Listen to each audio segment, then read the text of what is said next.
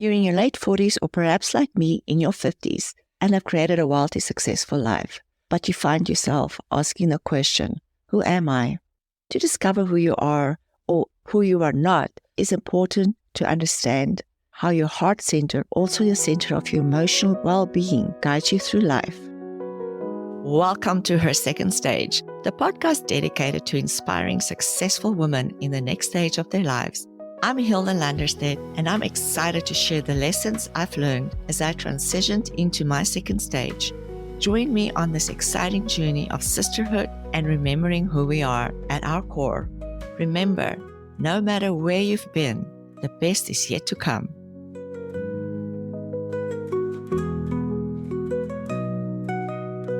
In the episode Inner Wisdom, I used a car as an example of how our inner executive council guides us and should work together as a team. The vehicle is our body, spirit is our driver, mind is our navigation system, and our heart is the steering system. So to understand our inner emotional world, we need to discuss the role of the heart as the proverbial steering wheel of our lives. We can understand if the vehicle has no steering wheel, how stressful it will be, and we'll really get nowhere. But through understanding the voice of our hearts and listening to it, we can tap into our truest desires. I want to explore with you how to check in with your heart, create a sense of safety without walls, and navigate the delicate balance of walls and boundaries in order to create a life of abundance. If you want to get an overview of the heart as part of the Executive Council, listen to the episode called Inner Wisdom. Unfortunately, through our business and working lives and careers, we have taught to only make decisions with our mind. Not only making decisions, but solving all of our problems and finding solutions through our mental abilities only. Many people are totally disconnected from the voices of their heart, and we have lost our sense of purpose and passion. It's time to bring our passions back into the workspace and learn to let our hearts and minds work together to achieve our goals. Our heart as the steering wheel will know where to go, and the mind as the navigation system will figure out a way to get there. As the passion center of our body, understanding how to listen to the voice of the heart will transform your life. As the center of our emotional world, when we listen to our hearts, we can tap into our truest desires. And as I kick off this conversation, I want to start by clarifying the difference between emotions and feelings. Many people use these two terms interchangeable, but there is a slight difference, and I believe it's important to understand for where we're going through this conversation. Emotions originate as sensations in the body when our senses are involved, like butterflies in the stomach, the hair at the back of our necks raising. Any emotion, any sensation we experience in our body. Feelings, on the other hand, are influenced by our emotions, but are generated from our mental thoughts or the stories around an emotion. For example, walking into a party or room, you notice the emotion of discomfort as your stomach clenches and your breathing gets shallow. Then your mind labels that emotion as a feeling. For example, I'm feeling awkward because perhaps I don't know many people in the room.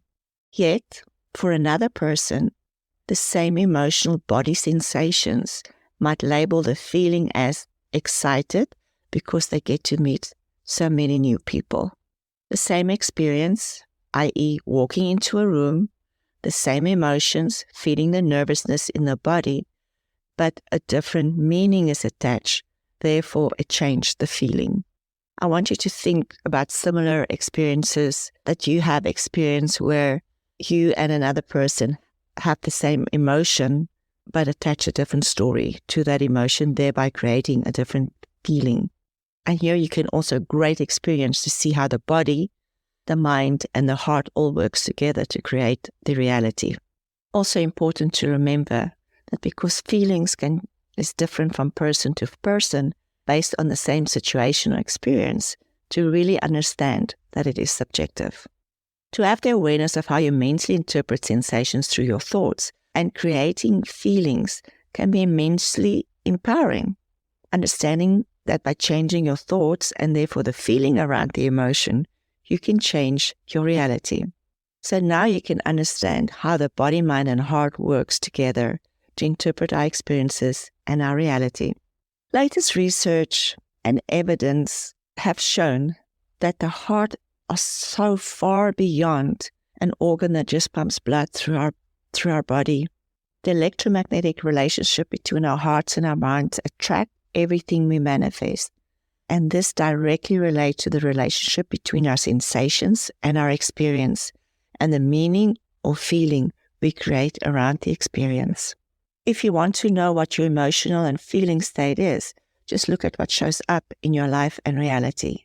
The minute you become conscious of your emotions and the impact of your emotions to create feelings, you will begin to understand how powerful you are as you have the ability to change the relationship between emotions and feelings simply by changing your thoughts. Mastering this concept will change your life. We've discussed how we create feelings based on the interpretation of emotions and sensations. Another action many take is to ignore and suppress these emotions and sensations by totally disconnecting from them because they feel unsafe. Too unsafe to make sense of the emotion. We don't just disconnect from ourselves, we also disconnect from the world around us, further supporting the feeling of unsafe. Many people confuse emotional safety as something other people need to make them feel, as opposed to creating this emotional safety within themselves. By expecting others to provide your emotional safe space, a lot of power is given to other people, and often to the detriment of yourself. Learning to understand our emotions, how we create feelings, allows us to create inner safety for ourselves and live more authentically and fully. The benefit of creating your own inner safety is that you will learn what your emotions are and what the feeling relating to that emotion is, and the habit you create is to take care of yourself first. Inner safety starts with self-awareness and self-compassion. Acknowledging our feelings and their relationship to the feelings caused by an emotion or experience without any judgment is a step to self-empowerment. It is within your power to change the meaning you give an experience or emotion and change the story and therefore the feeling. The emotion which presents itself as butterflies in your stomach can be a feeling of excitement or fear. You have the power to create it and change the meaning. There'll be some more information on how to change the mind and the belief system of the mind in the episode Mind Wisdom. Other self-awareness practices and tools would be journaling, breathworks, and meditation. They're all great ways to become aware of the relationship between your heart and your mind, and therefore emotions and feelings. When your mind is in control, it is impossible to hear the voice of your heart. And doing these mindful practices will keep you in the present moment while you practice gratitude. The more you practice checking in with your heart, with your sensations and feelings, the more conscious you'll become of your emotional state. One way of practice checking in with your heart is, if a sensation comes up, for example, your body starts to get tense, simply place your hand on your heart with your eyes closed and take a few deep breaths. Just that simple act brings you back into your center, and as you are not creating the story with your mind, you will be surprised how it will change your experience. If you're in a disagreement with another person, taking a moment to center yourself by putting your hand on your heart and taking a couple of deep breaths, feeling the sensation in your body without judging it or suppressing it, will help you calm down. Breathwork is a great way to move the sensation through and out of your body.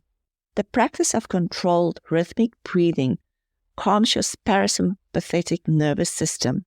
Your heart slows down and in turn regulates your emotional state.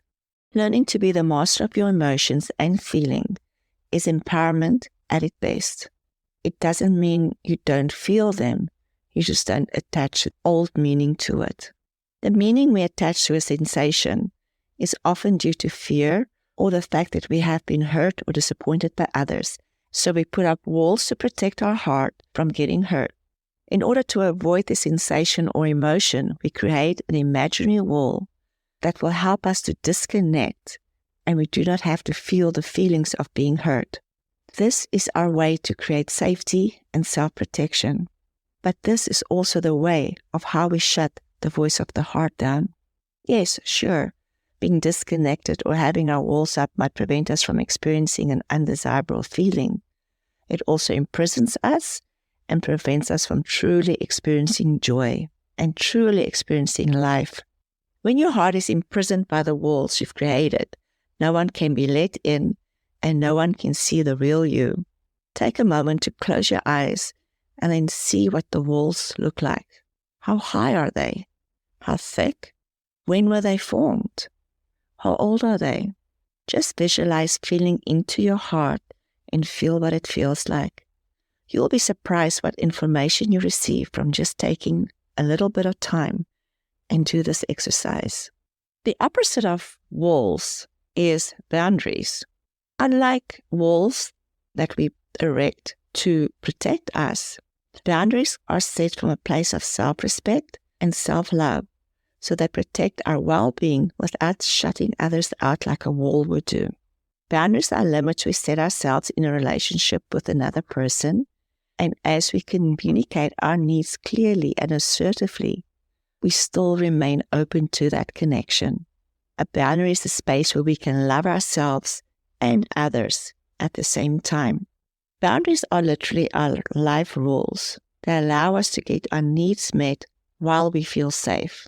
Sadly, very few of us, including myself, have been taught that boundaries are okay and have had our boundaries respected as children.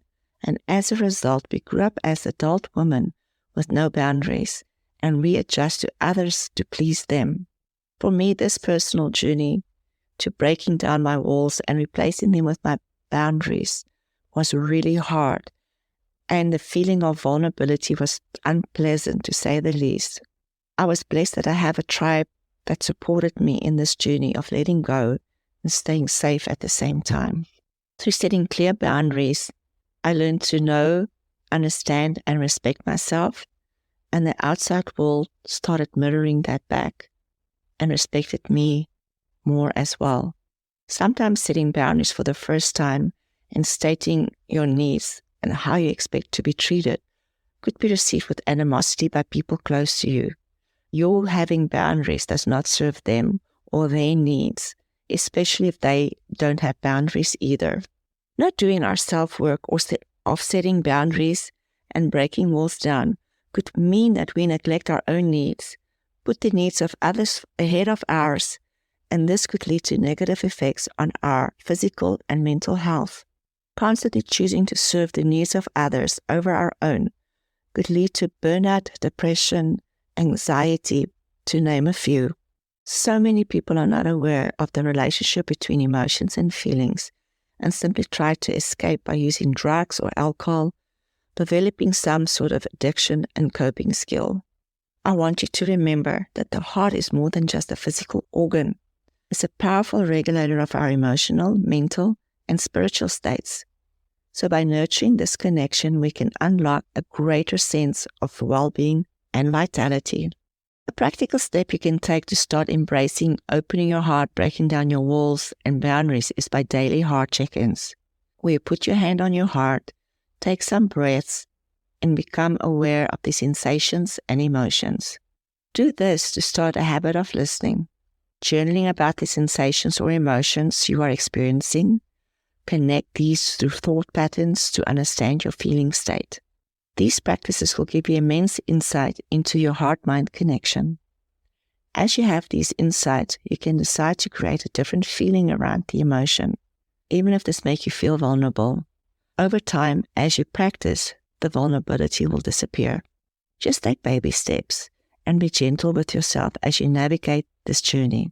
I think vulnerability is a very scary feeling for many people. In this phase of our lives, we've all been hurt by others. And besides that, just going through all of the change we are experiencing as we enter our second stage of life and feeling insecure about what life has in store for us or what the future might hold, make it really, really scary to be vulnerable. I want to invite you to start looking at your walls and replace them with boundaries. This will set us as women free, becoming aware of our emotions and sensations, and understanding the guidance of our heart's incredible wisdom. Nurturing the wisdom of our hearts will guide you to a passion and purpose-filled life. Thank you for joining me for this episode. Please like, subscribe, and share this podcast with your friends. Follow me on social media and visit Her Second Stage for more information and supporting tools for women in their second stage of life.